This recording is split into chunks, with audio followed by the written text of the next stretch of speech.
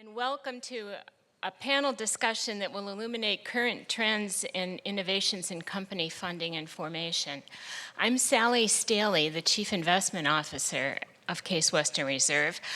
I hope you're forming the solid opinion that there's innovation crawling out of every corner around campus. In the Office of Investments, we're part of that too. We're proud to be part of the campus culture of innovation, and that's why we're a sponsor of the program today. With investment duties for several $1 billion of endowment, pension, and other long-term assets, my colleagues and I are always on the lookout for what's new, niche-y, undiscovered, overlooked, that we can turn into a great investment idea. We do that around every corner of the global capital markets. We construct portfolios with innovative methodology to balance investment return and appropriate risk, the age-old investment conundrum. And to accomplish this, we use technology, we use data, lots and lots of data. We use experience, and we use plain old shoe leather and street smarts. Today's endowment and related assets at Case Western Reserve have a market value of almost $2 billion and are the result of many, many donors over decades giving us significant gifts. 3,000 donors are what add up to today's market value of almost $2 billion. So 3,000 times someone has made a significant gift with a special instruction. And the instruction is, don't spend this gift, invest it, and use the investment earnings to support a project or a cause that's near and dear to the donor. So we invest the money, we use the earnings, and around all those 3,000 gifts, we have money for scholarships, professorships, research, and many other essential works around the university. It's always something with special significance for one of those 3,000 donors. The intention with most endowed gifts is that the money will be invested in perpetuity, so the support for the donor's special interest continues forever and ever. Endowments are the ultimate long-term investors, and that brings a special benefit. Our goal is always to create a portfolio with the very best chances to deliver reliable return and reasonable risk in perpetuity through all economic cycles, growth or lack of growth, inflation, deflation, political surprise, natural disasters, whatever may be thrown at us, there brings some disruption to the capital markets. There's never a shortage of market-moving news, but whatever happens, we keep going. One of the most significant categories for the Case Western Reserve Endowment is an asset class or a category we call private equity. Within this broad category, we target investments totaling about $275 million today. About 1/3 of that amount is invested in venture capital, a form of private equity that provides financial and other support to startup firms with perceived potential for long-term growth and profitability. Emphasis on the perceived potential. Venture capital typically entails high risk of losing money along with high rewards if you get it right. We've invested endowment dollars in venture capital here through many economic cycles, and it's contributed significantly to the growth and success of the Case Western Reserve Endowment. Just a few short years ago, May 2012, not so long, the prestigious and very large Ewing Marion Kauffman Foundation, with then $1.8 billion of assets, rocked the venture capital world with a research report whose analytics were drawn straight out of its own portfolio. Do you remember this report?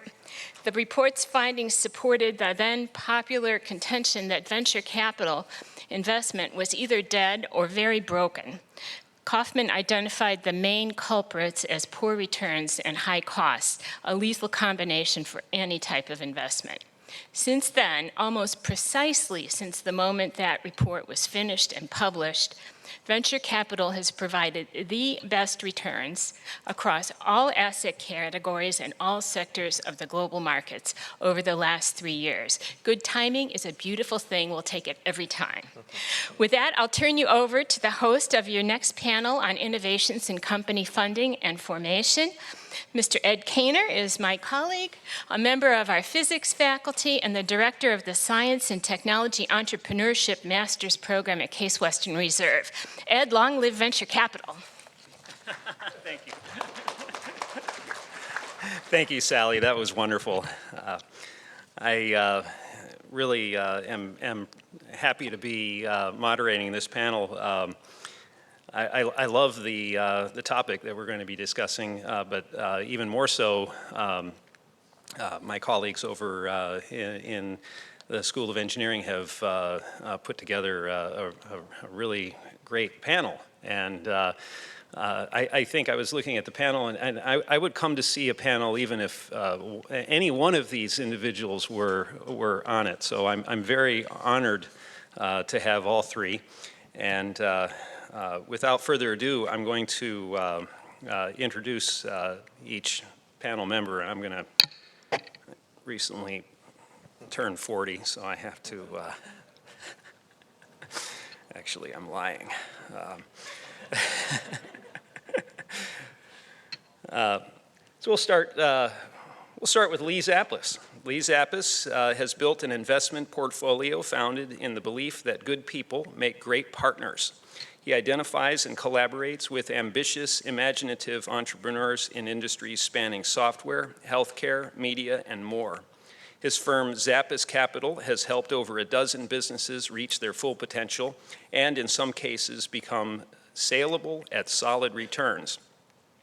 Along the way, he's discovered how sound investments can truly make a positive impact on the lives of business owners, their employees, and the economic climate.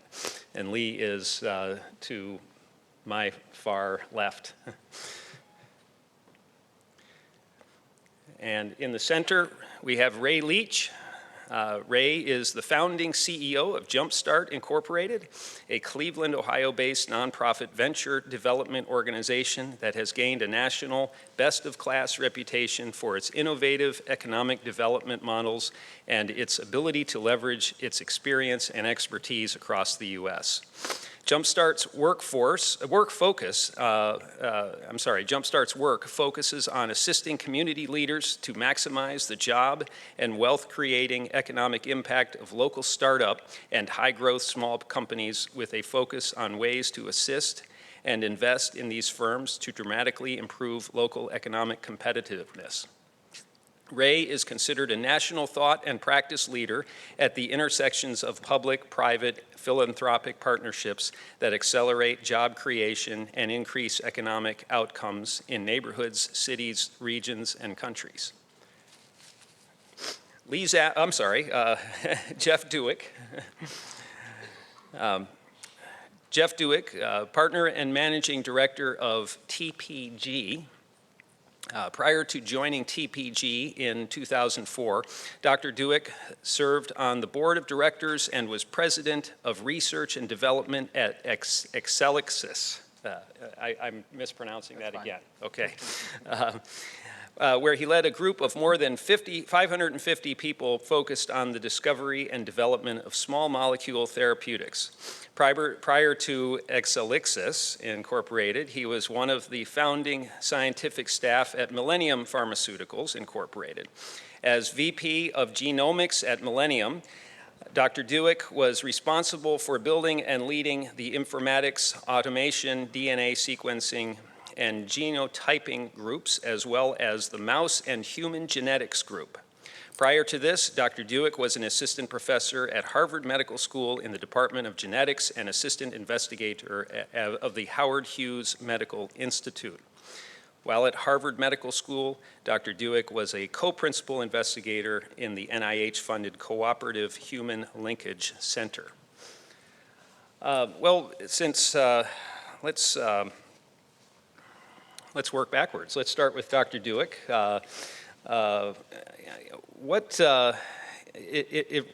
Looking at your at your resume here, I see that you've shifted from biotech to clean tech. So it seems that you've seen a lot of different kinds of deals, and tell us a little bit about yourself and the kinds of deals that you've done recently and in the past, and just a quick capsule, please. Well, I mean, the first question I usually get asked is, why would you switch from working in healthcare into clean tech, or whatever you'd like to call it, sustainability?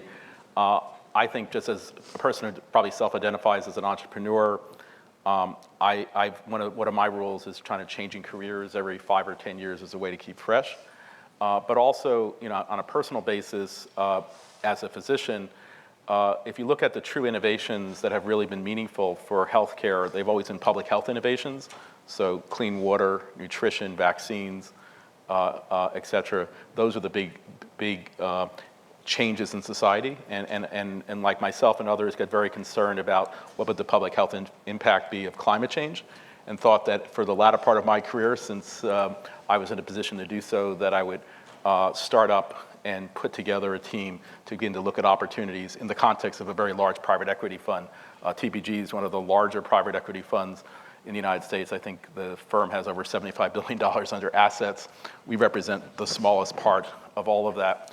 I think in terms of the environment I live in, it is very interesting to have spent some time in biotech, which I think if anyone has watched the markets, part of the reasons I think, Sally, your returns have been so good is that the biotech markets have gone from 7 or 8 years where there was no IPO market to the last 3 years of the biggest bull market you've ever seen in biotech. And a reminder that timing is everything. I think vintage, if you look at venture capital returns, is probably the most important determinant of that. On the flip side, if you look at clean tech, during the period of time when venture was dead and even tech was dead, the national narrative became one of oil at $150 a barrel, the emerging markets gobbling up any excess natural resources, natural gas in the United States being $8 an MMBTU, and suddenly there was a huge influx of money and talent into a space that seemed to be supported by policy, only to be hit right in the face with a recession and a change in the energy matrix, largely due to enhanced oil recovery and fracking. And so in the place where I live today is you have an enormous amount of innovation and incredible progress on price curves, but you're at a period of time where it's extraordinarily difficult to raise capital. It reminds me of tech in 1999, if those of us been around long enough, where I think all the narratives you hear today around tech and what the internet could do were sort of held up a little bit by the market crash, but more by the fact that the critical mass around wireless networks hadn't been established and computing power wasn't quite there in order to do something. So, my recent experience is one of an extraordinarily difficult, shallow market where one has to be very niche focused in order to make investments. And the sources of capital are unusual. We raised our first fund, 80% of our capital came from outside of the United States. Most of that capital was unusual capital for LPs. It was sovereign wealth funds, industrial groups, I think foundations, so people who had a social agenda to some extent, who were not looking for what we call concessionary returns, but looking for private equity type returns. But so I would say that a lot of my work today is really trying to understand who my constituency is in terms of who's going to donate money into the space, but more importantly, working with entrepreneurs and companies of trying to how do you survive through nuclear winters. And I guess I'm sure you'll hear from my colleagues here is that all of us who've been around long enough know that all these industries go through cycles, and usually the greatest opportunities actually arise out of the deepest depths of when you think everything's out of phase, it usually becomes the next best thing. Thank you, Jeff. Ray, tell us a little bit about Jumpstart and your rise to fame. Okay. Well, I grew up in Northeast Ohio, so I'm a native of the region and was involved in 4 startups in my 20s and 30s. So I had a background as an operator and a founder. But after a little time for business school and a little time off, I was really trying to transition or thinking about transitioning to the investing side of the world. And after some time at MIT, I had the good fortune of having the opportunity to come back to Northeast Ohio and to help lead a collaboration of funders and supporters principally headquartered in Cleveland in Northeast Ohio, and then partnered with the state of Ohio with the idea of basically recreating a robust entrepreneurial ecosystem focused on tech startups in Cleveland. And so that happened about 11 years ago. And it's been a fascinating experience. There's many things that I was highly skeptical, frankly, that would quote unquote work, or I didn't have a full appreciation for the depth and breadth of technology ideas and aspiring entrepreneurs that are in the region. But now I've spent the last decade or so leading an organization that was founded as a nonprofit, and still a large portion of our activities are oriented around economic development goals and outcomes in Ohio. But now it's morphing into a hybrid where we have both for-profit entities and investing activity, as well as our founding activities investing in first-time entrepreneurs with $250,000 to $500,000 worth of capital going into these businesses kind of at the beginning. I think one of the things that's the most exciting for me personally, and in terms of being part of this ecosystem, Case was a founder of Jumpstart 11 years ago, is that it is actually working. It doesn't work as quickly as we'd all like it to. We don't have handfuls of globally game-changing, transformational businesses quite yet. We have a couple that have had significant success, particularly over the last year or two. But I've been really blessed with the opportunity to not only work with leaders across the whole community, but particularly with a handful of institutions or funders that have made the most significant difference. And certainly one of them is the state of Ohio. So the state, the voters of the state, over 3 occasions over the last dozen years, have had an opportunity to create something called the Ohio Third Frontier. And this is a public-private partnership that has provided over $2.1 billion of public finance across all aspects of company innovation and formation. But in my sector or section, there's been about $250 million invested and or granted by the state into the direct support of very, very young, small tech companies located throughout Ohio.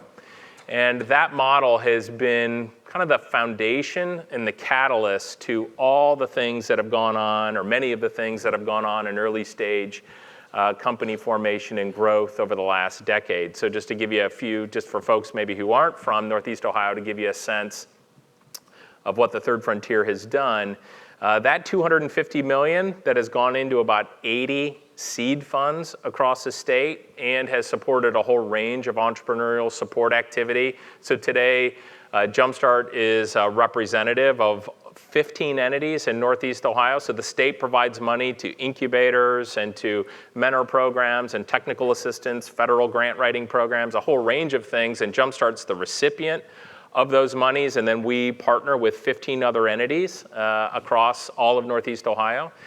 So that investment of about $250 million from the state also requires private match or non-state match. So there's been a little over $500 million, actually including investment funds, probably about $700 million total that's been invested focused on these really, really young companies in places like Northeast Ohio and across the state. So just in the earliest seed stage and Series A stage company formation area over the last 10 years, there's been about $2.5 billion raised by private companies just in Northeast Ohio over the last 10 years. And if somebody had told me 10, 11 years ago that we'd have a couple hundred companies in Northeast Ohio that were first time, probably 98% of those companies were founded by first time entrepreneurs, and that those entrepreneurs would be able to access the capital they need to not only get started, the first $250 to $1 million, but then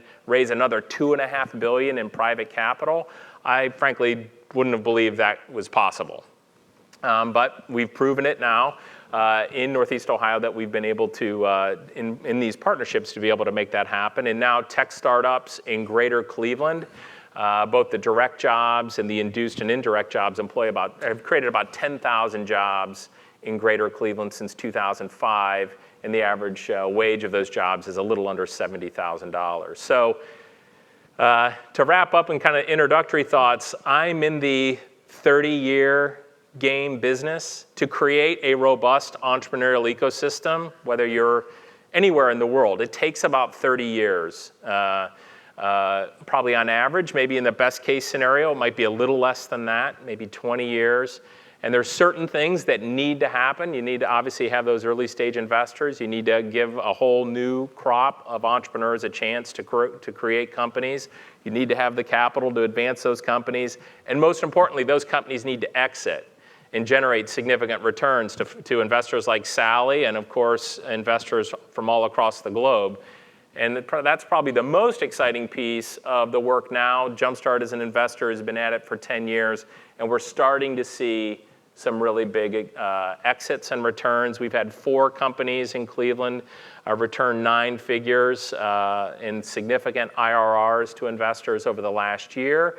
And hopefully now for the next decade, we'll see at least 1 or 2 companies that were seeded in greater Cleveland in the last couple years get to the place where they're generating significant exits. But it absolutely takes a village. It takes a lot of patience, a little bit of luck, and lots of hard work. So that's kind of where I see the Cleveland ecosystem from 100,000 feet. Thank you. Thank you very much. Lee, I'm a big fan of yours. Tell us a little bit about what you've been doing over the past few years, and maybe I should say, and now for something completely different. Yeah, for sure.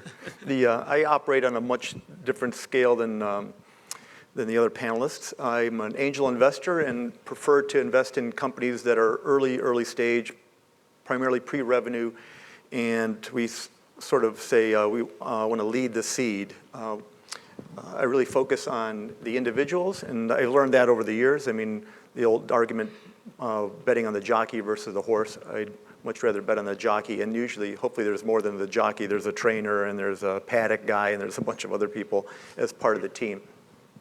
So that's what I focus on. I primarily motivated because I want to make some money doing it. I enjoy doing it. It's fun, and I'll keep doing it as long as it is fun.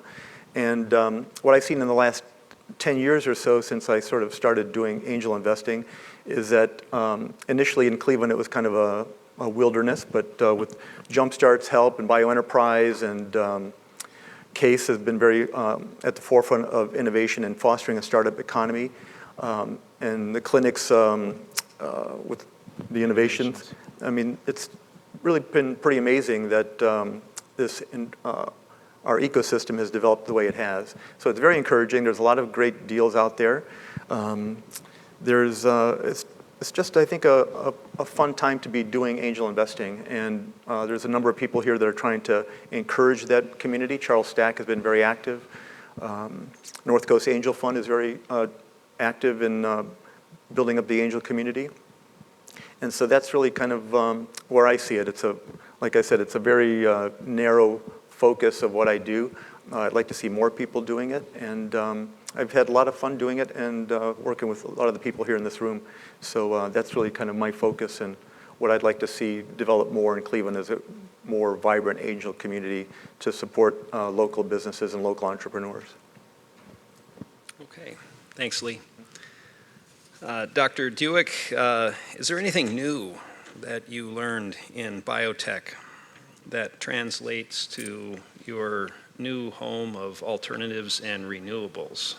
Well, I think if you look in the last 10 years in biotech, the flavors of companies that have ultimately produced the greatest returns have generally been based on people. I think that's a key, but really have based on broad-based technology platforms that could be applied very broadly. And the companies figured out how to lower their cost of capital. The fundamental thing an entrepreneur has to do is lower their cost of capital. If you look at the most successful companies around the world, Facebook, Tesla, whoever you want to pick out, they've all raised billions of dollars of capital. It really comes down to what cost of that capital. And so the key to success has always been how do you leverage the technology platform when you have very long R&D cycles. So pharmaceutical industry can have 10, 12-year cycles. I think industrials can have 20-year cycles. So how do you actually survive? And you survive through finding non-dilutive capital, which is usually through large-scale strategic partnerships where you can leverage what you do well, and your partner is usually the larger industry who cannot either get their arms or heads or budgets around the newly evolving technologies can actually participate somehow in what could be disruptive change. So that model worked very well in the two companies I founded and successfully led. And as we went into various aspects of, let's say, industrial applications of biotechnology or other aspects of alternatives, we have looked at innovations around technology platforms and how do you form strategic partnerships to bridge the gap. And this is very different than the tech world. I think when you're in a software world where people can effectively self-fund and you need 6 laptops and a case of Red Bull to generate $2 or $3 million of revenue, it's very different in a technology business. So I think it's the idea of looking for ways to partner with the market in a constructive fashion to leverage what your technology advantage is and then get to the lowest cost of capital so you can actually develop your own products. And so I think that was a lesson of my 10 or 15 years as an entrepreneur, and we tried our best to apply it in certain aspects of clean tech.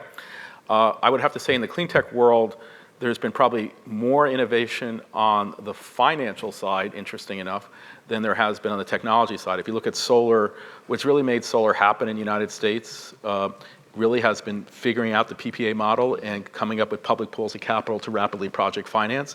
The whole driving down the cost of solar was driven by the Chinese and the Koreans from a technology point of view and from a capital investment point of view, but what made it happen to a large extent was financial.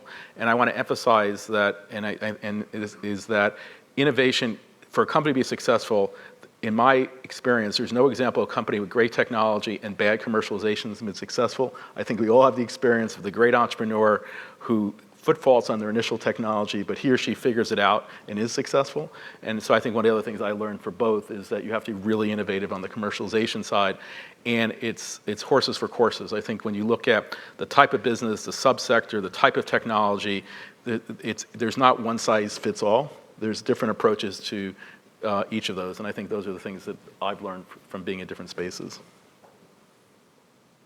Of course, this is the Innovation Summit. We're talking about innovation and new ways of doing things. Can you give us any examples of how you have used some of these new ways of partnering? And I believe you used the term collaboration.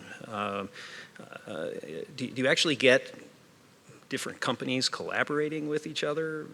I know in the biotech arena, this happens quite a bit. Well, I have a company, I mean, it's very common in a platform company to have multiple partnerships across the pharmaceutical industry.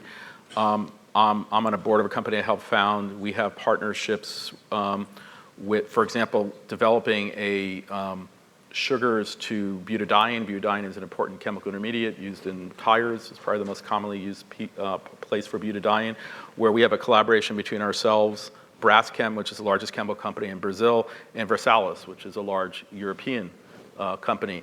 And in some ways, a small company can actually do that. We also have collaborations in that same company with BASF, and who would be an unnatural ally with the Versalis or something like that. So I think those type of collaborations are not uncommon. And I'm on a board of another company who their technology took them into flavor and fragrance. Their technology was so disruptive that if they had an exclusive partnership with any one of the major fragrance houses, they would put the other 3 out of business. And so in some ways, that industry had already always existed as a bit of a oligopoly. And so they were forced to collaborate together in order to maintain access to technology. So, but I do think that in those kind of industrial places, that kind of collaboration is essential.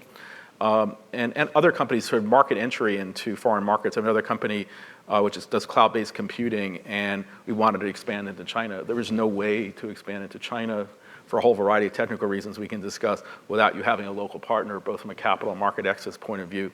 So I think for those type of companies, again, where you have long timelines, high CapEx type of investments are required, don't have the leverage you can see in a software company, strategic partnerships are often essential. I think sometimes in the tech world, you try to put your arms out and avoid those partnerships as long as you can, because you don't necessarily need them, because the capital required and the way the internet has evolved allows you to do things before you need the big companies. And that's what I mean about horses for courses. So I think those are the things that I've learned.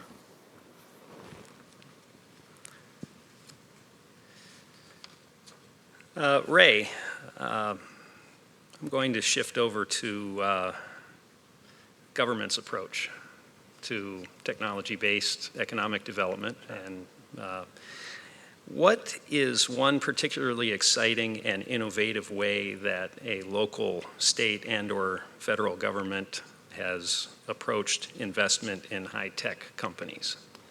So I think one of the things that would be helpful to the audience in answering this question is talk a little bit about the conundrum that government has in getting involved, both the benefits and the challenges of getting involved in this space. And to start, let me just lay out some very high-level frameworks. If you're a top quartile venture capitalist today, you returned about 17% IRR to your investors over the last 10 years. If you're a median venture capitalist in the US today, you're returning about 9% to your investors. Now, having said that, a very, very large percentage of all the profitability in the venture capital industry is captured by the top decile. So I use the quartile at 17%. Well, the top decile is returning about 30% returns. So it's an insider's game, right? You have the largest venture capitalists, largest venture capital firms who always share the best deals with each other. And those deals are highly concentrated, particularly at the early stages, in 5 places across the globe. So if you were the mayor of Palo Alto in 1958, Palo Alto would be Sunnyvale. You had fruit farms, right? That's basically what you had. But you also had the good fortune of a place like Stanford and technology and research coming out of that was highly related to the defense industry and to the semiconductor industry. So you may have been the president of Stanford or the mayor of Palo Alto, and something happened in your community 50 plus years ago that transformed, that was highly correlated to a particular industry that was the most important industry over the last 2 generations of our global economy. And there was massive federal investment made in places like Stanford and the spin-outs, Fairchild Semiconductor and many other businesses that were kind of the foundation of a huge piece of our economy. Also is true in biotech. So government funding has been at the nucleus of this kind of transformation since the beginning of these industries were formed. But if you're now the mayor of Cleveland, or you're the mayor of Milwaukee, or the governor of Illinois, now the issue and the challenge is, how do you get the market to do what I describe as an unnatural act? How do you get investors to invest in a place where there isn't that concentration of serially successful entrepreneurs that have generated huge returns, which have created a sense of density around investment, whether the investors are headquartered in your town or your region, or just spend a lot of time in your region. So you've got to figure out a way to play a catalytic role, or you can contemplate the idea and opportunity to create a catalytic role. And the other challenge to that, if you're a government leader, is the timing is all wrong, right? Because if you're the governor, you get elected every 4 years. If you're a House leader, it's every 2 years. If you're a member of your state Senate, you're likely serving for 6 years. And you're talking about addressing issues that really don't generate significant cash-on-cash returns. They'll deliver additive returns. I'll talk a little bit about the Ohio experience there, but aren't going to be able to deliver direct cash-on-cash returns in likely less than 8 to 10 years. So 98% of the United States landmass has the problem that economic development, growth, innovation, new companies, and employment from those new companies isn't a natural thing that happens in their physical place, at least not as much as they would like it to. So then you have to find a set of actors who are willing to invest in something, whether that's philanthropically or directly as a IRR-based financial investor, to be able to do something that is significantly less proven than it might be in other places. And that is a huge part of Cleveland's story, is that whether it was the Cleveland Foundation, another 80 foundations across Northeast Ohio that had this belief and focus in the importance of early stage tech companies, and then of course the state of Ohio, and the magic there was the state of Ohio was putting the money out first conceptually and saying, hey, we're willing to invest in things that have a lot of risk, that have a long time horizon, that many are going to fail. And the state, particularly in the early days, was willing to put that money in as a grant. So they're wanting that money to be invested in early stage tech companies, but they weren't expecting the kind of IRR or cash-on-cash return that anyone who normally would be an investor in these businesses would require. So Ohio, there's been an experiment now in Ohio for about a decade, and there's a handful of other places. Governor Cuomo in New York just committed $500 million to Buffalo, to upstate and western New York. That's going to be focused on early stage tech in that region as well. But there's a handful of experiments going on, but to have those experiments at scale, you need a lot of money.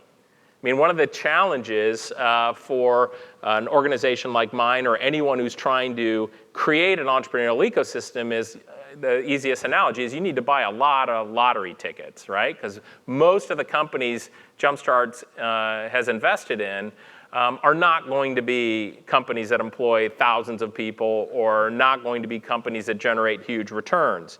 So if you want to do this work and do it with partners that are public, private, philanthropic, and some of those have an IRR basis, but many of them are fine with a double or triple bottom line, you need to aggregate enough money and enough energy and activity to be able to go invest in our case, we've invested in 82 tech startups. And our model is going to prove to generate great returns, even though we're invested in the earliest stages on these investments. But that's because we were able to buy 80 lottery tickets. And we were able to help help about 500 companies across the region make their level of progress. So today, I think one of the biggest challenges for the country, let alone for places in Cleveland, like Cleveland, is that the early stage space, so to give you a sense, in December, the state of Ohio is going to make a decision to fund a whole bunch of new seed funds that'll provide $250 million of capital to seed and pre-seed stage companies in Ohio over the next 2 to 3 years. There's no state in the country that's going to have that level of public-privately aggregated capital to invest $100,000 to $1 million in what will ultimately be probably 100 to 150 companies in the next couple years. And that's great for first-time entrepreneurs that want to get something off the ground. But now the next big issue for practitioners that are trying to create these ecosystems is we have very, very, very little Series A capital in Ohio and Series B capital. Ultimately, when you get to the place where companies are raising $5, $10, $15, $20 million, you can get capital in from anywhere in the country. But if you're a startup in a place like Ohio, and maybe you've found your first customer, you're trying to, you're starting to move your product into market, and you need to raise a $3, $4, $6, $10 million round of capital, well, there's only 3 active venture funds in the state that invested Series A today. So it's incredibly challenging to be able to aggregate and raise capital for companies at that stage.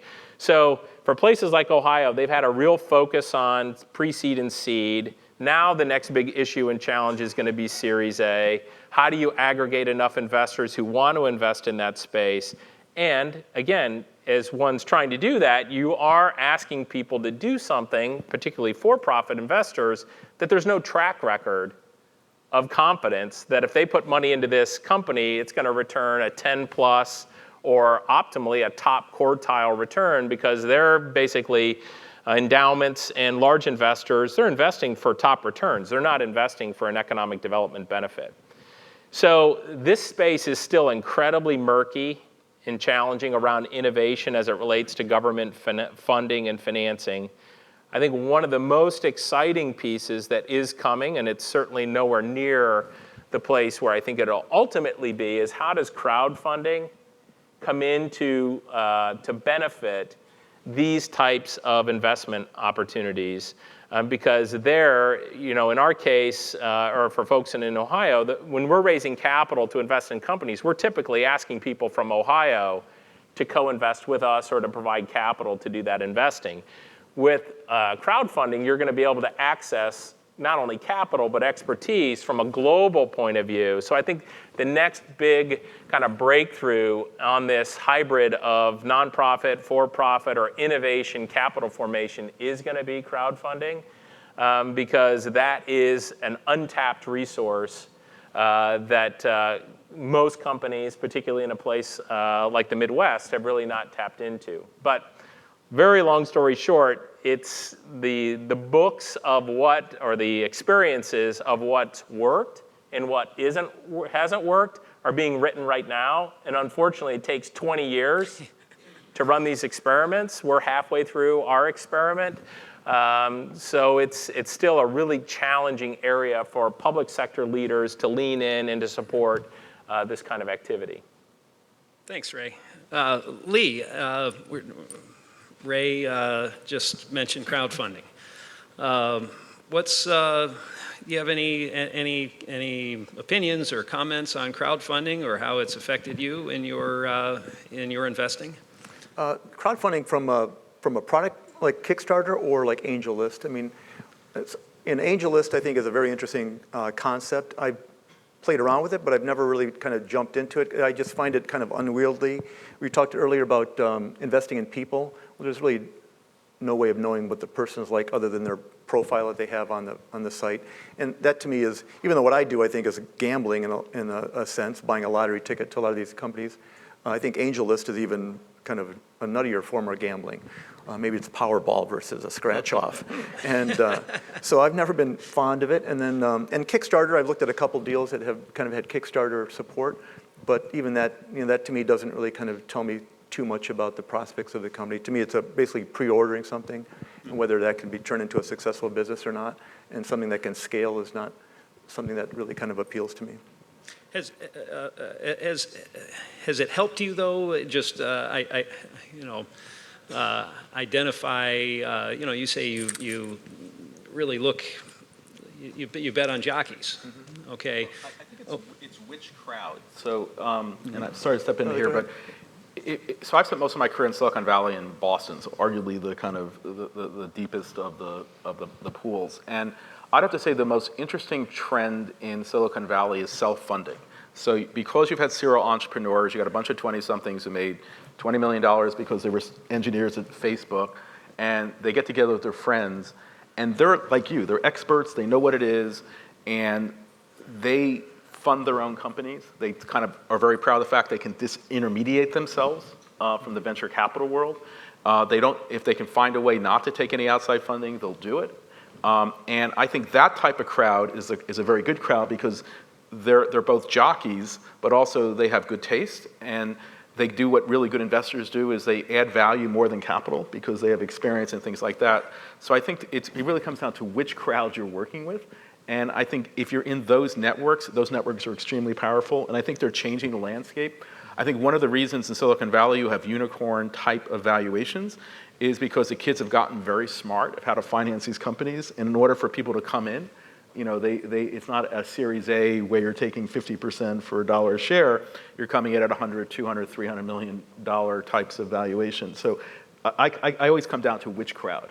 Now, there was the point you made about the top decile. I think if you which is an interesting one, but not to give venture capitalists too much credit. I think if you look at the top deciles in the various booms, the league tables change quite substantially. And it's less about, if you actually look at the current hot venture groups, they probably were in one of 10 companies. You'll see they have this tremendous overlap. They were in Facebook, they were in Uber, and a few other things. And I guarantee you, in the next cycle, it'll be a different bunch of guys or women. Because what will happen is there'll be a couple people who made a few early bets around a leading edge kind of technology. In this case, it was social media or the sharing economy. They got into every one of those deals, and that was a 1 or a 0 bet, and they caught the wave.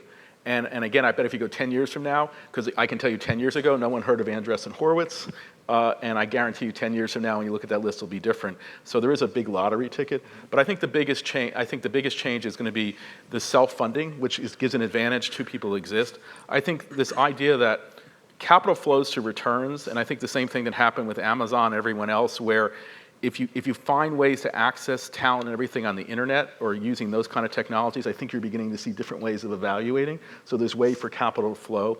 There's another type of change of crowds is because of the inequality of wealth in the US, the size of family offices is enormous. I mean, I'm not just talking about Bill Gates and that group. The number of families that own or control $20 or $30 billion around the United States is enormous. That's larger than most state pension funds. That's larger than most sovereign wealth funds, to be very honest. And many of those groups are actually forming collaborations. So for example, in the clean tech space, there is a group of 9 or 10 families that actually get together, and they're very powerful because they mobilize a lot of capital. Their motivations are much more long-term sometimes, and it's a different kind of capital. They're doing direct investing and doing fund investing. I think those are the trends you have to follow. I think in some ways what the Cleveland Foundation was to Cleveland is what some of these big families are doing. And I think we have to follow those changes. This ability to self-fund, different aggregations of wealth, who you actually partner with. I hear you, because I agree with you. Kickstarter is probably good in terms of a consumer product, in terms of getting early market adoption, but all the elements that make a great company, which is, are they good people and things like that, you want to know who you're co-investing with, who's making the acknowledgement, and the ability of those networks to come together, because you're beginning to see this. I mean, particularly in California, the angel investors come together, and they're usually techno-savvy or commercial savvy, and those are good groups to collaborate with, and they can be very, very powerful. And they've also become gatekeepers to the venture capital and other ones because they're the ones who decide who to go to and where. So I think that's a big change. And it's something I think sounds like you're cultivating here in Cleveland. Yeah, we're very far behind, obviously, compared to the coasts, Boston and Silicon Valley, but it's getting there. I might not live long enough to see it, but Right. some people in the room here will. Well, thanks, Jeff.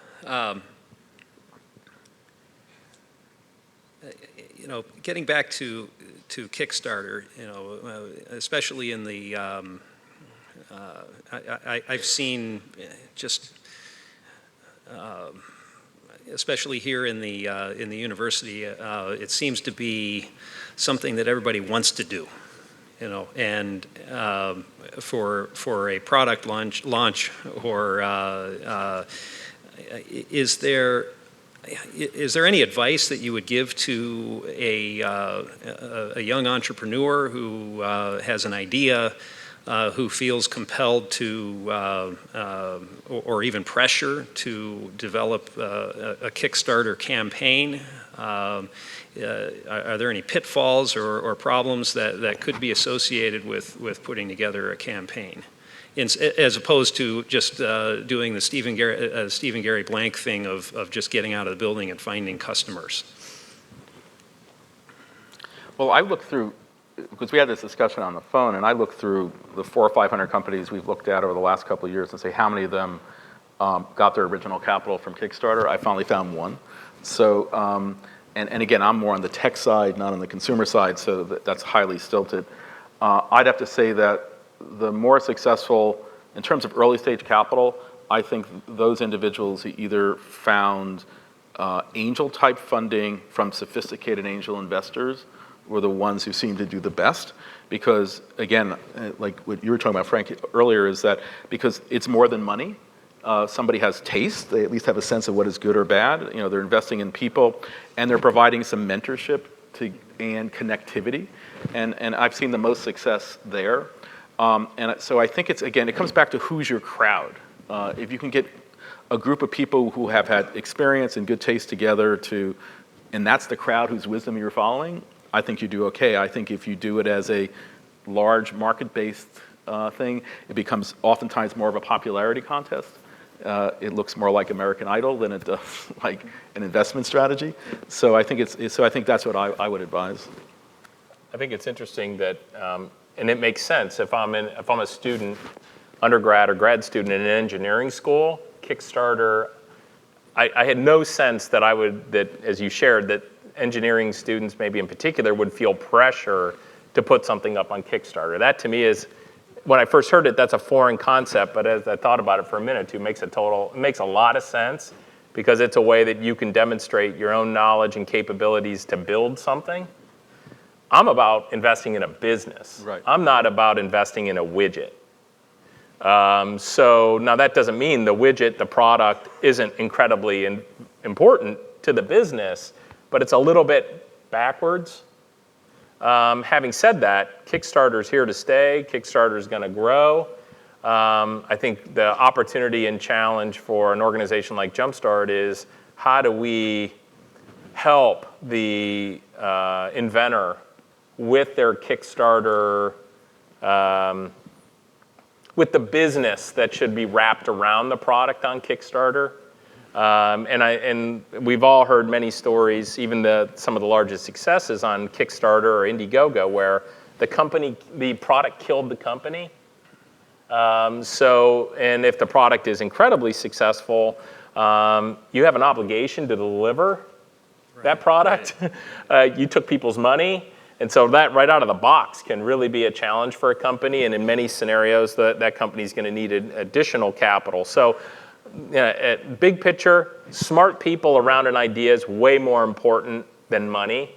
Smart money is the best. Right. But the help for the entrepreneur, the inventor, the intellectual capital that they need to be successful is much, much more important than even a customer, particularly if they're buying a product that is yet to be manufactured or it's an idea. It's really not a product yet. The way I would describe it, I think Kickstarter puts gas in the tank but doesn't give you any validation. So it's a way to get started. But I think to your point about getting smart validation, I'm on the board of trustees here at CASE, and one of the things I've done every time I to a meeting, because Cleveland is just not normally on where I go to look for things, so shame on me. But I've tried to make it a business to come a day early and either go to the medical school and engineering school and walk the halls, which is what we all do. And I would say every time I do that, I find at least one thing that's interesting and could, under a certain set of circumstances, be fundable. So I think part of the challenge is getting people who have some experience, whatever, in front of you. So I think so it's less about money, it's more about getting people in front of you. I mean, the reason it's easy in Boston is you have 600 people walking the halls of MIT and Harvard, and there's such a critical mass of stuff. And the old joke at Stanford was you can't get tenured unless you're in the NASDAQ 500, right? Yeah. So it just becomes a culture of doing that. So I think part of the challenge for the Midwest is, and I think CASE, as it becomes more and more of a national university, is really just bringing your network to Cleveland to some extent, or getting your people out in front. I think going to the consumer electronics shows and showing it, because in some ways it's just about exposure. Capital follows returns, and if there's a good idea, nobody cares. If you look at our current investment portfolio, we have one investment in the Bay Area, because actually what we found is in the Bay Area in Boston, there's so much money chasing so little ideas right now that prices are just way out of whack. And so what we're looking is in other markets and other places. So thinking about how to bring those two groups of people together is really going to be very, very, I think it's something that we haven't taken advantage of.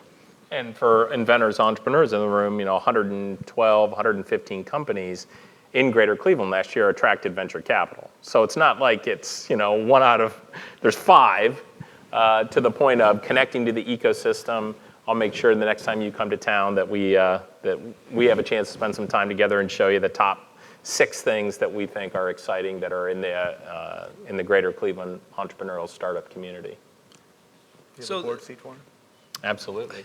And we have a board seat for you. A plug for a board ThinkBox. seat for you for Jumpstart. I mean, one of the things I'm really excited about with CASE's energy and passion and leadership is ThinkBox, because there hasn't been as many natural paths onto campus as I think ThinkBox will represent, not just for students getting off campus, but to help innovators across Ohio have a logical place to go to start that conversation.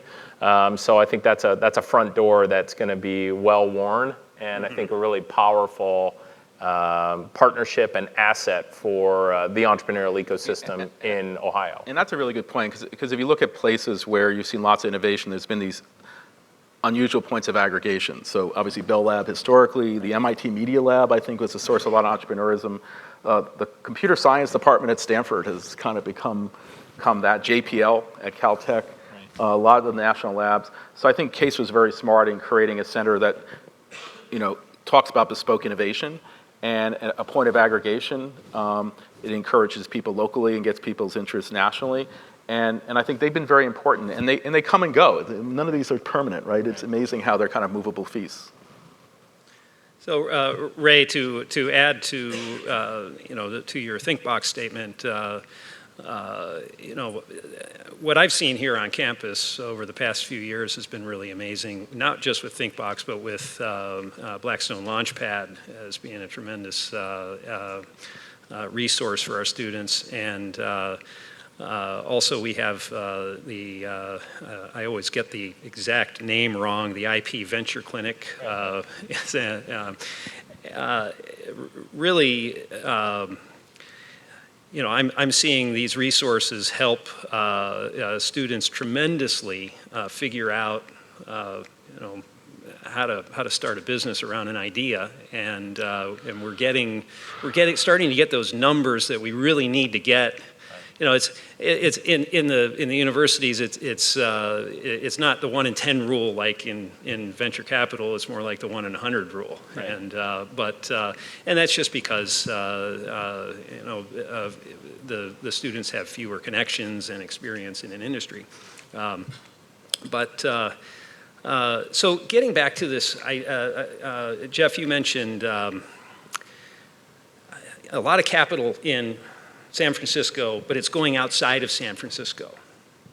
Okay. It's going wherever it has to. Yeah. Well, in the old days, we were always taught that VCs don't like to fund anything that's outside of a 5-hour drive. So that seems to be changing a little bit. Well, I have to say, you shouldn't confuse what I'm doing with. I think the majority of the people I've worked with do not want to go east of I-5, which is the highway that goes down the center of California. So I would say that most people kind of drive in there. I think the consequence of that is you do get a little bit of a bubble, and you do get pricing distortion, which, do I want to pay, I'm looking at companies today with, $1 billion, $2 billion valuations, and, they don't have a dime of revenue. And so it's just really hard to get, interested in that. But so you have to go look elsewhere. But going back to the students and things like that, I have to say that the most valuable thing I do is for every 100 companies I talk to, 10 or 20 are interesting but are not companies yet. And I said, look, in order for me or someone to invest in it, this is what I have to believe. And these are the things you should sort of think about. And I would say many times, within a couple of years, that will come back to you, and that'll be very helpful. And the most common mistake, and I've heard in one of the talks here this morning, is people are solving a problem that's not a problem. And trying to figure out, and it's this commercial interface issue, is what are real problems in the market? How is that going to be commercialized?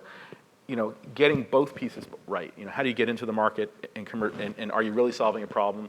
So I think one of the things that a ThinkBox or those kind of things can do, if they can not only create intercourse between excited innovators, but also become a place where you can meet the market if you want, to hear about what are the problems that are people trying to solve. I think that really gets innovation, because half the time if you simply say, look, I don't know how many times I walked in and said, look, your technology is more applicable here. Here's a problem the market will pay for it. Here's why, and the bell goes off of.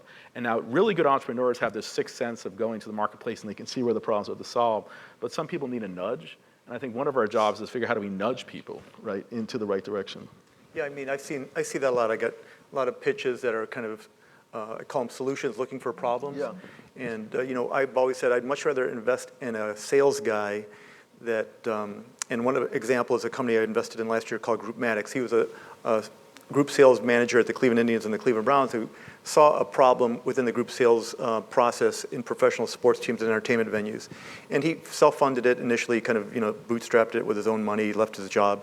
And then we came in to give him some more money to help accelerate the business. But, he saw a specific problem in his industry and came up with a solution to solve it versus somebody who built something and says, boy, this would be great. Now, if only somebody would want to buy this, if I could only find somebody who would buy this. And that to me is, and it could be an interesting idea, but it's probably directed at the wrong spot and maybe doesn't have the right team around it. But I think what you said, Jeff, about having that entrepreneur who kind of identifies the problem that needs a solution. Right, so I think a couple of things I've learned. One is that there's no such thing as technological determinism. That is, if you build it, they will come. More often than not, you have to show the market how to use it, so you have to come up with the right use case to go forward. And so I think that's a very, very important thing. And the other thing, too, particularly for an engineering school, is people underestimate the robustness of installed technology and how much further it can get down a cost curve and the switching costs. Switching, the internet is wonderful because the switching cost is your attention span, so it's relatively easy to, it's both a threat and an opportunity. But when you get into developing a new energy system or whatever, you have to disrupt a very large value chain, and there's an enormous amount of inertia. So understanding those dynamics, understanding your enemy kind of thing is really, really important. And I think another opportunity a big university like a Case has is you need to have more interaction, not only with the community, but also between the business school and the law school and the innovators. Because quite frankly, all of those things, if you don't have a good IP strategy for technology-enabled businesses, you're screwed at the outset. If you haven't done the scholarship around what the markets and market access would be, you're not in a very good place. And so that's another thing I think we can leverage, this idea that the innovation cannot just be in the technology, it has to be across the entire spectrum of an operating business. Thank you. Before I ask the last question, I'm going to give a commercial about the remesh system that we have for questions from the audience. I'm sorry, I'm going to read this verbatim here. We are excited to introduce you to a new technology over the next few days called remesh, developed by a current Case Western Reserve PhD student, Aaron Slodoff. Remesh creates an interactive voice of the audience experience between attendees and speakers. We will be using this innovative technology for all Q&A sessions, which we are about to embark upon. To access it, simply use your conference app, choose the session you are in, and click on the link, which will direct you to a website to join the conversation.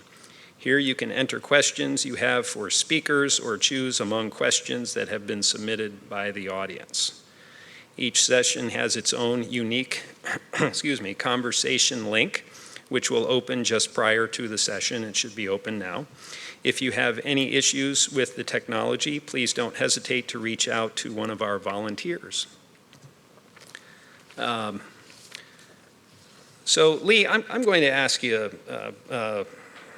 a question about, this part is always, when we talk about mentors and smart money, how much do you get involved in the companies that you fund, that you invest in? If you ask the entrepreneurs, I might get too involved. I like to work, I've heard this phrase before, work on the business and not in the business. I enjoy what we'll do for our portfolio companies. We'll handle the accounting for them, HR, legal. A lot of them will work out of our space. Groupmatics is an example. They're working out of our space currently and are now looking for new office space as they grow. So, I'll go to trade shows. I've gone to sales calls. One of my earlier investments was 3 kids here from Case who had an online ordering company called Onesys. I would go with them to sales calls for bigger companies when they needed some guy with gray hair who looked like he was, the adult, because we're young guys. They were in their early 20s. So, I would do that. I enjoy doing that kind of stuff. But I think we're adding value to the business and kind of differentiates us from some of the other angels in town. So it's fun, or elsewhere. Too. Yeah, it's fun. I enjoy it. Yeah. Right. Keeps me young. Fantastic. Jeff, Well, today I invest, most of my time is a much later stage, I would call it growth equity type companies, so it's a much different relationship. I resonate with about in versus outside the company because I think things are going bad when boards are running companies, so you're really the coach, not the quarterback. We tend to be activist investors. We like to have controlling positions. I like situations where I don't want to be in a situation where, one of the questions that I always ask myself is, why are we in this deal? And it can't just be because of our capital. It has to be because we bring something to the table that can meaningfully change. That could be connectivity. That could be, I've been acting head of corporate development for people because I have particular sets of skills until you hire them. That could be some R&D function. But for me, that's part of smart money, is that you're more than money in the deal, that you have to bring something to it. But you can overstep your bounds. I think the most important thing is a great management team that you can partner with as opposed to direct. And that's that's everyone's wish. And it's easier to see that in later stage than earlier stage. I think the back office, what you do is fantastic for companies, but that's not something we necessarily do for people. We might use some of our back office, because TPG is a large enterprise to deal with complicated tax issues or cross-border transactions, because a small company may not necessarily have access to those things. But that's kind of a sharing of resources, which I think is equivalent to what you're talking about. Mm-hmm. So Lee, do you get very far outside of Cleveland in your investments? I've done investments in Boston, New York, and I have two out in the Bay Area right now. And those are primarily, not that I go out there looking for deals, because my thought was, if somebody's coming to me from San Francisco asking me for money, then there's got to be something wrong. Because if they can't find money out there, then there's got to be something more wrong with them. But the two out there are both, I invested because of personal relationships with the founders. One is called Scout RFP, which is the two of the gentlemen from Onesys, who, after their exit, they created this new group buying, or it's a procurement software. Stan Garber and Alex Yakubovich are the founders of the company. And even though they have a Cleveland presence, they're primarily located in the Bay Area because they were able to raise an ungodly amount of money from NEA and Google Ventures, and something they would have never been able to do here in Northeast Ohio. They just did their seed was about almost $3 million, and their Series A, they're just closing on a $10 million Series A. And the other company is a company called Playlist, which we're getting ready to launch. It's essentially Pandora meets Snapchat. And the founder of that company, Karen Katz, I've known her for 15 years. I invested in her second startup. It was a company called AdSpace Networks, which is a out-of-home digital media network. So Karen and her partner, Bobby, I've known them for many years. And so they came to me last year with this, it was a relaunch of a company that they had been involved with. That's when I decided to re-up, and then, I'm on the board of that company and feel like I'm adding value to it beyond just the writing of the check. So has technology helped you work with these companies where, before it's been tough? Yeah, I guess so. Same technology that everybody else uses, right. The internet, Sure. FaceTime, Skype, whatever you want to call it, yeah. But again, it's because of the relationships I've had with both of these individuals, and the one in Boston as well. It was, technology allows you to communicate, but it doesn't replace, having a personal relationship. Mm-hmm. Well, I'd like to turn it over to the audience for questions. I'm not getting any on my screen right now, so I'm not sure. Who's trying to get If yes. You have bad Wi-Fi? Okay. Old school. Your contribution today has been phenomenal. In fact, I would say that most of the questions that I came assuming I would ask, you've already answered many of them, so thank you for your detail on that. My name is Scott McIntyre. I'm with the University of Toledo, Director of Student Entrepreneurship and Engagement. And one in particular, I was really hoping the subject would come around to crowdfunding, because it's something I've been involved in for 3 years. And I had a specific question. When I first started consulting in the space, speaking in the space, it was generally to VCs and angels concerned about how crowdfunding might dilute their impact in the market, especially at early and seed stage. But now I think it's changed slightly, and seeing you have differing opinions actually was inspiring.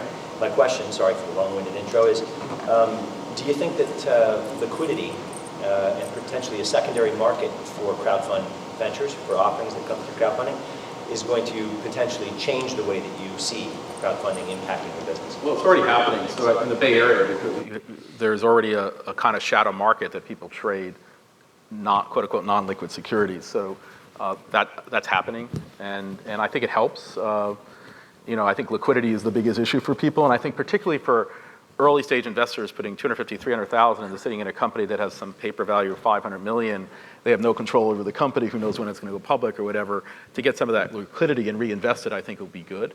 How do you regulate that market? It's not a very transparent market. It's a dark pool of capital. It leads to lots of interesting behavior in California. I think there's been a lot of controversy, I think, about some of the trades and some of the quid pro quos around those trades. But I do think it's one of those opportunities out there is to create some sort of shadow market.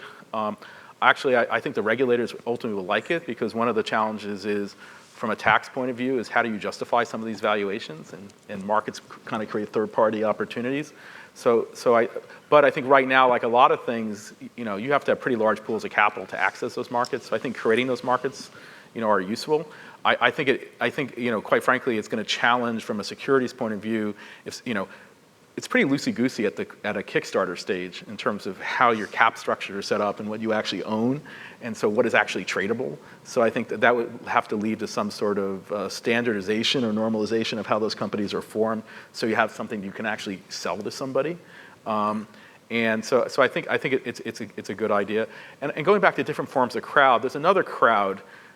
If you look at big private equity, if you look at people who are eligible to invest in alternative investments, they need to be qualified investors, which generally means they're going to have $5 to $10 million of assets, which represents a relatively small proportion of the population. And even if you are moderately wealthy, $30, $40 million of value, sounds like a lot of money, but in the current world, that's not a lot of money. You're probably shut out of a lot of the better big private equity funds or big pools of capital.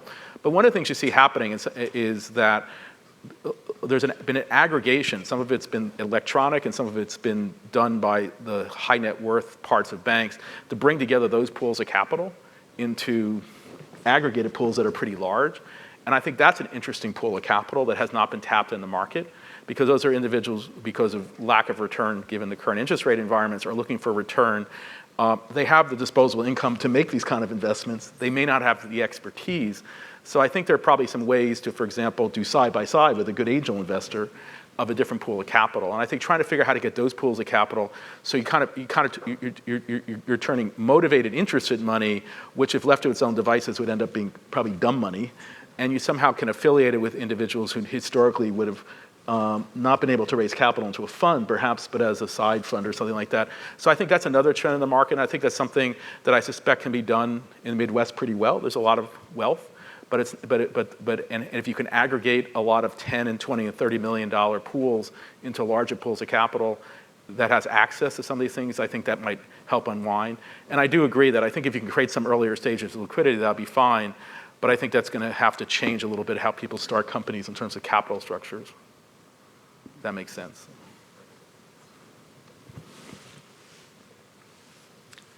Any other questions? Michael.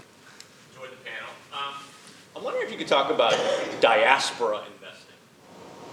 Let's call it Clevelanders in the diaspora. I mean, someone like yourself that has an affiliation to Case and is sort of coming back. To what degree, kind of, and maybe Ray, it's your perspective, we've been able to tap into our kind of Clevelanders in diaspora. And then the second piece, and we've talked about it in the past, I mean, as a Greek American, I know you've reached out and been involved with some Greek companies. Like how... He did a course in Greece where encouraging entrepreneurialism in an emerging, if you want to call it emerging economy, kind of a collapsing economy. But entrepreneurialism, I think, is probably something that is going to, in the long term, be beneficial to Greece and a number of other countries. And so it's a matter of taking the existing business networks and similar to what we're doing here in Northeast Ohio and trying to leverage that expertise. And there is quite a large kind of a expat, if you want to call it, community around the world to try to bring money and expertise into those entities.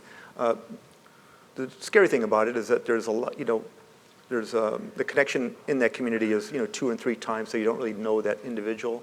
I've gotten to know a few of them. Haven't never pulled the trigger on any of those investments, and part of it is I'm not sure if I'm motivated by trying to do something altruistic or if I'm trying to do something to make money. Ideally, I'd like to be able to make money, then I can be more altruistic.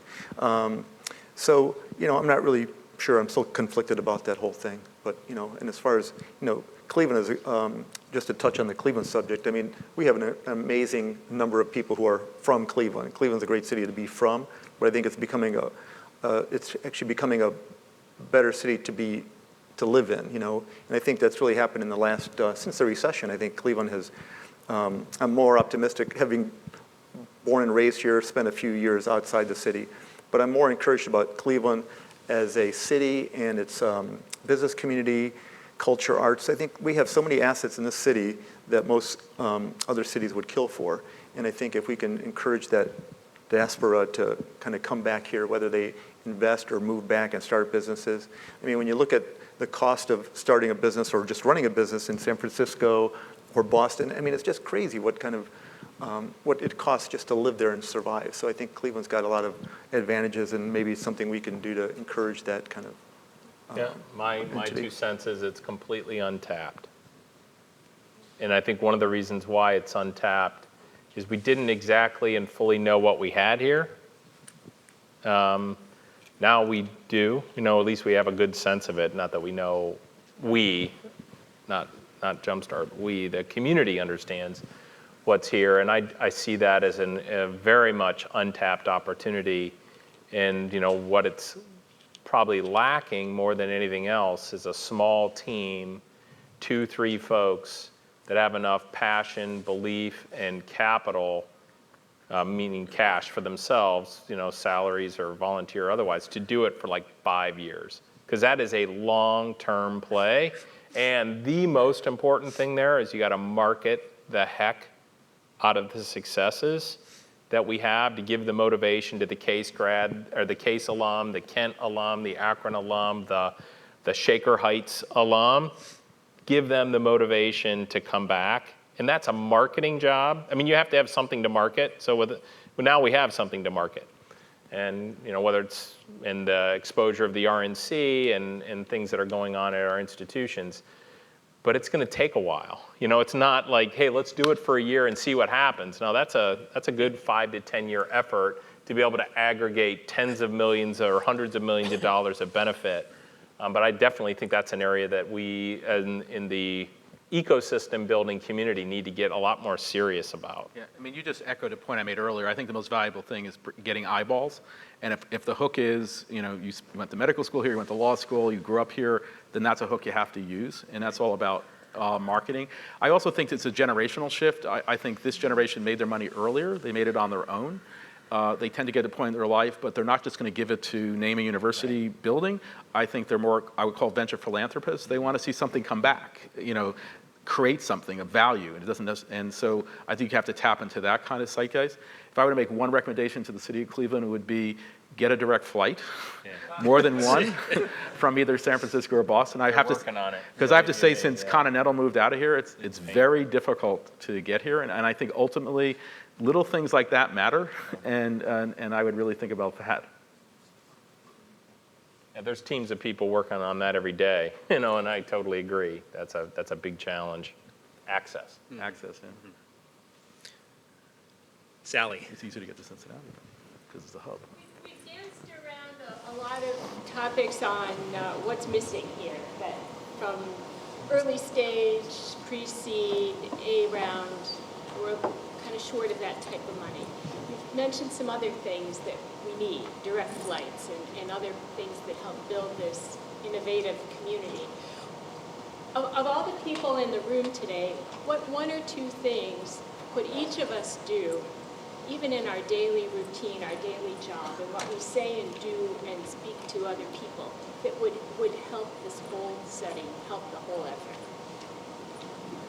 So the question is, for people in the back, if you couldn't hear, what are 1 or 2 things that everybody here can do every day to help solve these problems, these lacks, these things we lack here in town, such as Series A capital, direct flights, what things can we all do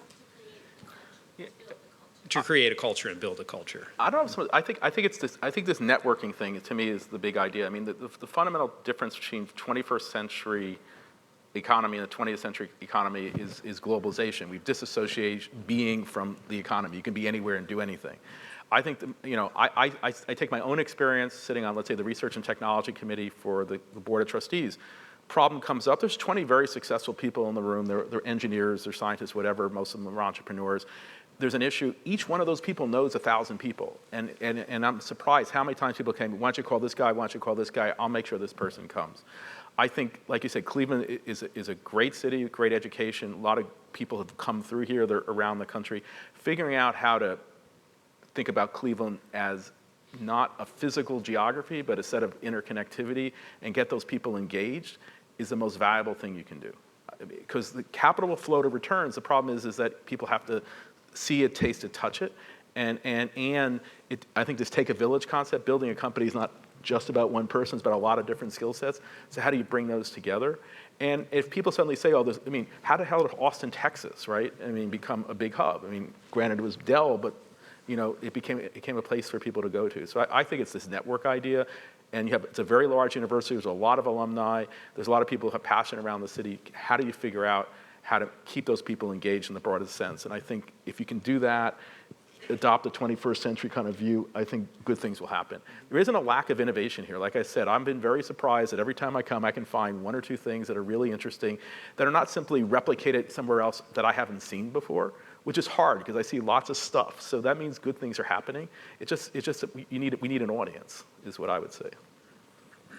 Yeah, I would say, one of the core competencies, I believe, because I work on it every day of Northeast Ohio, is our increasing willingness to partner and collaborate together.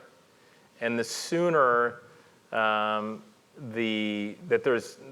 trying to think of the opposite, the scarcity mentality, a mentality of abundance is a good example. How challenging would it be for a small group of people, 2, 3, 4 people, to convince every university in Northeast Ohio to combine all their emails so that we could market to all the alum of every institution in Northeast Ohio over the last 25 years? Most places, the mentality is, well, those are our relationships. Those are relationships to be protected if I'm with X university. That mentality will hold us back. So we need to find ways, particularly with the diaspora idea, of how do we figure out a construct and techniques and methodologies to convince everyone the pie can get bigger as opposed to let's fight over the scraps. And I think, in different places, I think just as a quick anecdote, to walk in, I grew up in Akron, but I was kind of an unknown person in this community, and to walk in and to have everybody be willing to help, that's incredibly unusual. If a stranger walked into a lot of the top markets, whether it's Silicon Valley or Boston, well, who's your father and how many generations have you lived here and how many companies, have you been affiliated? You would get 15 questions that would block access to leaders in that community in other places. Well, in the Midwest and in Cleveland in particular, there's none of that. Well, how do we leverage those open doors in a way that is collectively transformational, as opposed to, no, it's X institution against Y institution? At the end of the day, we really need to be an all-in if we're going to transform the innovation economy in our region. And so that's like low-hanging fruit to me right there. To me, I think people are familiar with Jumpstart, but if you haven't really kind of gotten into the depths of it, to try to set up a time with, maybe not you, Ray, but somebody at the organization to come by and learn about the ecosystem that they're building. And also, if you're interested, to volunteer to be a mentor for the program. I started that a few years ago, and it's been fantastic. I've met a lot of great people, a lot of smart people, and a lot of interesting, young, energetic entrepreneurs, which I think, the more encouragement you can do, the more mentoring, the better it's going to be for not only yourself, but the whole community. Okay. Jeff, I love what you said about, I paraphrased it, that Cleveland is not a town, it's a network. That's really great. If we start thinking along those lines, it is true. In all my travels, I've run into people at the Taos Inn. There were 3 people from Cleveland in this tiny little room at the bar, and next thing I know, we're talking about technology startups coming out of Case. And it really is an amazing thing. Even in San Francisco, there's a bar on Sunday that Cleveland Browns fans go to. So every place you go. in San Francisco. Yeah, right. Well, you haven't seen the 49ers this year, right? So. Any other questions?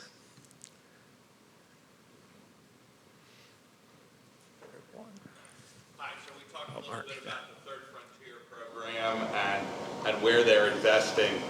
A number of you have seen many of these state regional initiatives. What's worked well in the past?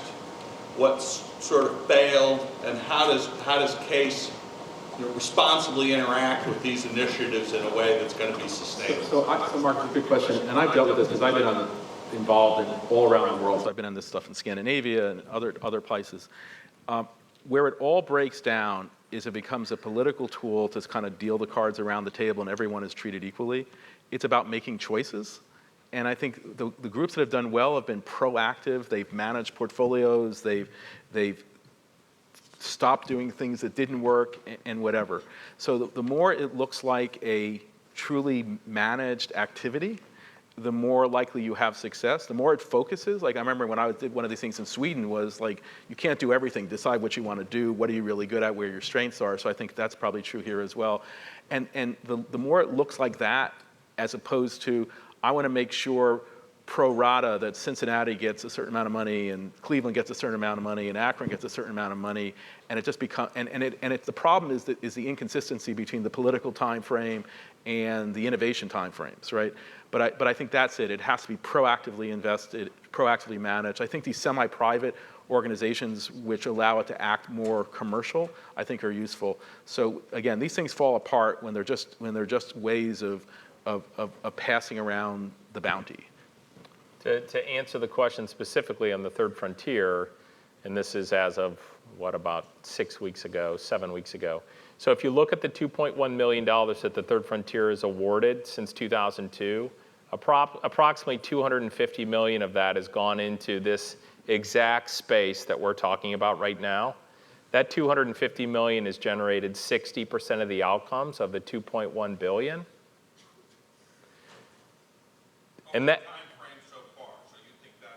well, that's basically the Third Frontier has, the commission, the governing body, has basically, they run the numbers every quarter, and they basically say, okay, well, where is the economic impact to date of the 40-plus programs we've invested in?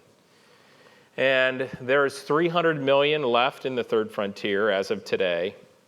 And, actually, there's $370 million as of today, but by the end of the calendar year, they're expecting to be about $300 million left. And the commission has just recently come to the conclusion that they'd like to see a vast majority of that money to fund pre-seed and seed funds that bring private capital out of the box and advance things, and also fund the entrepreneurial ecosystems across the 6 regions of Ohio. And in the case of Northeast Ohio, which Jumpstart is the entity that's the representative of the entrepreneurial ecosystem in Northeast Ohio, which is 40% of the state, has its own peculiarities or dimensions of other places.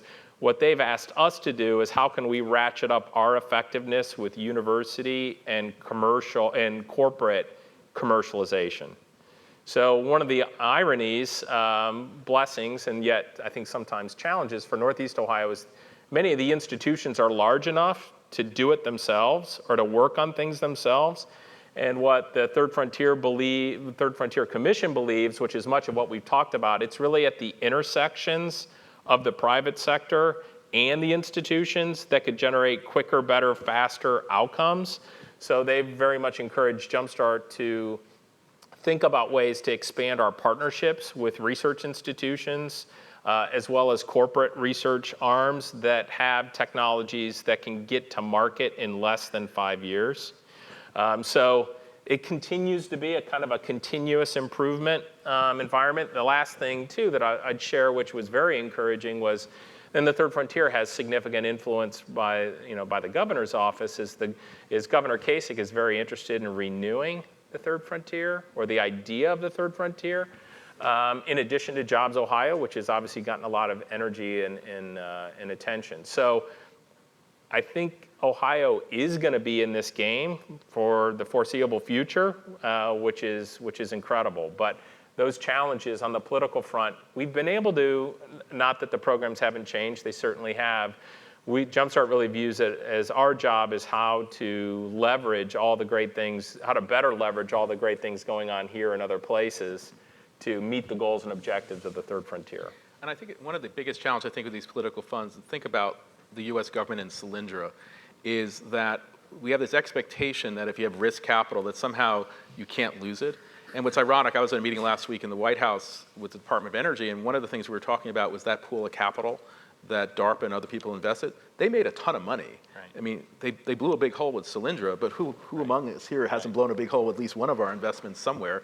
And in aggregate, they did a good thing. And so I think one of the biggest challenges is on the other side of this, because it feels like a welfare program, someone will call it, is that you're not going to achieve your ends unless you take enough risk, which means at the margins, many of your companies aren't going to work.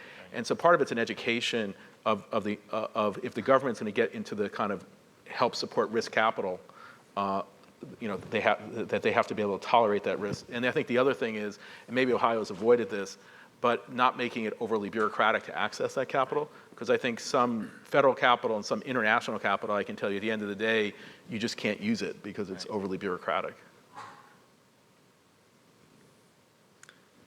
Thank you. Any other questions? Yes. Ray, can you talk a little bit about some of Jumpstart's successful investments and talk about how that has shined the national spotlight on Cleveland and brought in national investors? How it can have a halo effect for all Northeast Ohio situations? Sure. So probably the simplest way, quickest way to describe it is Jumpstart invested in 82 founding companies from 2005 to 2013. And those 82 companies, we've invested $27 million in 82 companies. And as of last month, those companies had raised just under $1 billion in private capital. And the one thing that was unusual about Jumpstart's first fund, what we call our Evergreen Fund, is that we really could only invest in first-time entrepreneurs, or 95% of them were first-time entrepreneurs. And we were always the first money in, and we wouldn't pro rata. We wouldn't continue. So the whole idea was we're going to be the first, probably the average was $400,000 into the company. We're going to put somebody on our team and have other team members help that entrepreneur or their team. 30% of the companies we invested in were women and minority-led. That's 8 times the national average in terms of venture-backed companies. So I think the original goal and objective for Jumpstart's fund was there are enough great ideas to invest in. I mean, there was just like, are they even here? So we were able to convince ourselves that they were here, but they had these dimensions of first-time entrepreneurs and not a lot of follow-on capital necessarily already in the market. So that signaling, so Jumpstart choosing to do that with the support of the community signaled to many other entities, and I'll miss a few really important ones if I try to list them all out, but one I will call out is Lorain County Community College. Because right after Jumpstart created its Evergreen Fund within a year or two, and the North Coast Angel Fund, there were 2 funds created in the 2005 and 2006 timeframe that were directly indicative of this signaling, that you can actually do these things. Of course, Lee was out there making individual angel investments too at the time.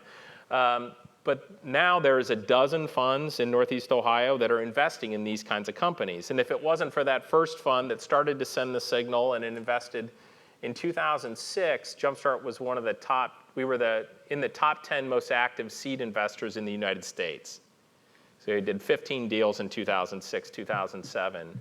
And for a Cleveland entity, let alone a nonprofit, to be in the top 10, but now, of course, the investing world changed later, Techstars, and there were lots of investors that came out that ended up investing in dozens and dozens of companies each year. But this is about building momentum. And to Sally's comment, what's the magic wand, or what's the most important thing that we could do or that could happen is, and we're in a real conundrum. We have needed large Series A funds headquartered in Cleveland and Ohio to have been significantly successful returning capital in less than 10 years. And we have no funds in Ohio that have focused on early stage that have done that. So these cycles are every 8 to 10 years. Well, while we did an incredible job in Ohio building the pre-seed and seed ecosystem, we lost a lot of time in the last 10 years, and now it's about creating a whole new set of Series A funds, and we won't know how they perform for another 6 to 10 years. So, but this idea of waking up every day and thinking about the next big thing, and this signaling effect has not only had a big impact in Northeast Ohio, but if the mentality that we deal with all the time is, well, if Cleveland can do it, our community can do it. Well, what they don't realize is all the special ingredients that are in Cleveland and in Ohio. And those ingredients are incredibly rare. So having said that, we have a really significant opportunity as Clevelanders and as Ohioans to be in, strongly in that second tier city, second tier region. We're not going to catch the Silicon Valleys, the Bostons, and the Austins in my lifetime, but we could clearly be in that second tier, and a lot of that has to do with this group activity and collaborating and the signaling effect of what's gone on.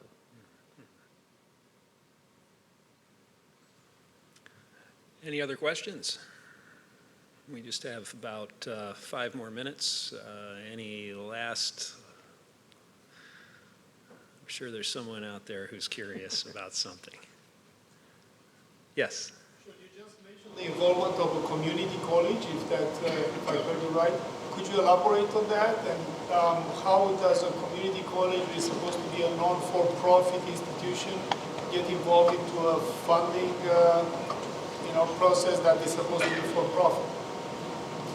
So it doesn't necessarily have to be for-profit. Let me explain a little bit about what Lorain County Community College has done. So first, Roy Church and their leadership there has had an incubator there for quite some time that's been successful. And this is Lorain County's, maybe 30 miles west of here, in a community that has always been a strong manufacturing driven economy, large auto plants and things like that in Lorain County. So they decided, principally because of this thing called the Ohio Third Frontier. So there was a public entity, meaning the state, that was very interested in seeing early stage companies get their founding funding. And today, the Innovation Fund at Lorain County Community College has 2 kind of types of investments. They make $25,000 grants, really, really early stage investments in young tech companies, and then they'll also make $100,000 investments as long as that $100,000 can be matched by some other entity. So it's ending up being like $25,000 in grants and $250,000 investments, of which they are half the money going into that $250,000 round. Well, in either of those scenarios, the state is half that money. So the state is basically 50% of the 25 or the 100,000 that's going into the company. And Lorain County was able to raise matching money for their own funds to invest in these early stage businesses. And one of the real drivers was, we're going to give and by the way, this isn't restricted to just the students at Lorain County Community College. Anyone in Northeast Ohio can access this money. And what they were able to do with the community college's foundation is convince the board of the foundation and the community at large that by Lorain County Community College taking an active investing role, it's not only going to raise the profile of the institution, it's going to provide also very unique educational opportunities for their students. So one of the provisions of taking money from what's called the Innovation Fund there is you have to provide a student experience, an internship, or a co-op. That startup has to provide that experience for a student. Ironically, and really interestingly, it doesn't have to be a student of Lorain County Community College either. It could be a student from any institution in Northeast Ohio. So I think the simple way to think about it is leadership at the community college, institutional level, and leadership at the state found ways to come together and collaborate and convince each other that this is an area that they should collaborate with, invest in, to the long-term benefit of the entire region. So, I mean, they've broken through like 8 or 9 paradigms to be able to come to that outcome. And now that fund is invested in over 100 companies since 2006 and is a critical part of the innovation ecosystem in Northeast Ohio. And to the inference of your question, it's very, very unusual that you'd have a community college as an active seed investor in for-profit companies that don't necessarily have to have a direct connection to the institution. They don't necessarily have to employ, those companies don't have to employ a student. But that's just another great example of an innovative business model that has been able to be facilitated by this dynamic set of leaders that happen to be in our community. And that's not easy money either. You really have to show, right. It's you have to show a market, you have to show a need. To Jeff's comment about the challenges of this, of public finance, it's like, well, the only way you get the state money is cash match. There's no in kind, there's nothing soft. It's like, well, the state will invest in you, but you've got to show the greenbacks. And it has to, obviously has to be someone else's money. You know, there can't be any double or triple counting of state money. So the market discipline that the state is showing to say, we're interested in doing these things that have risk, that aren't necessarily going to have direct returns, but in order for you to get our money, you've got to show real cash that someone else has committed because they believe this is a model. So it's a signaling effect from the private sector leveraging the state money. It's a great program, very little bureaucracy getting in the way. And I find it strange that people find this whole idea controversial, because if the function of universities is to train people for the world they're going into, this is a world where entrepreneurs are really a very important part of creating jobs and creating society. So universities historically had radio stations, they have television stations, they have dance studios, they have lots of quasi-public activities which are really part of the community, but they're also part of training people for the next thing. And it seems to me that in the 21st century globalized economy, this is a direction where a high-wage country like the United States is ultimately going to be due. And anything we can do, to me, it fits the educational mission. So I think it's amazing that you've been able to get even down to the community college level to invest. And it's not just elite national universities who have capital to spare relative to their peers to do it. And so I think I would encourage people to think about it. I think it's part of the academic mission if you believe you're trying to prepare people for the marketplace and for jobs. I'm sorry, I have to close. Maybe you can ask a question to one of the panelists offline. It's lunchtime. It's time to grab lunch, and then my instructions are that please return to the ballroom no later than 11:55. Okay. Thank you very much to our panelists for coming. I really appreciate it.